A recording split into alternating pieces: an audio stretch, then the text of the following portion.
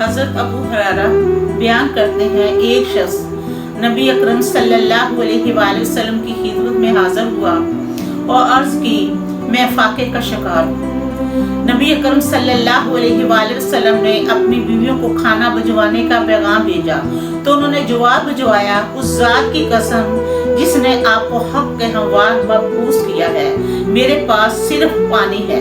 نبی اکرم صلی اللہ علیہ وآلہ وسلم نے دوسری بیویوں کو پیغام بھیجا تو انہوں نے بھی یہی جواب دیا، یہاں تک کہ تمام بیویوں کو پیغام بھیجا تو انہوں نے یہی جواب دیا کہ ہمارے پاس صرف پانی ہے۔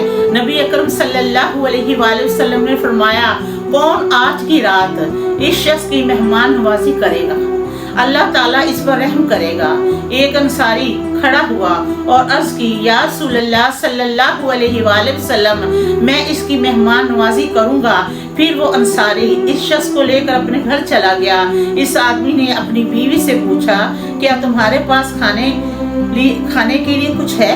بیوی نے جواب دیا، صرف بچوں کے حصے کا کھانا ہے۔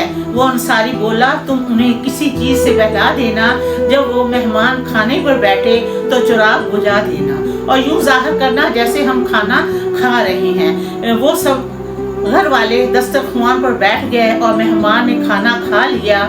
اگلے دن وہ انصاری نبی اکرم صلی اللہ علیہ وآلہ وسلم کی خدمت میں حاضر ہوا تو آپ صلی اللہ علیہ وآلہ وسلم نے ارشاد فرمایا، تم نے کل رات اپنے مہمان کے ساتھ جو سلوک کیا ہے وہ اللہ تعالیٰ کو بہت پسند آیا ہے۔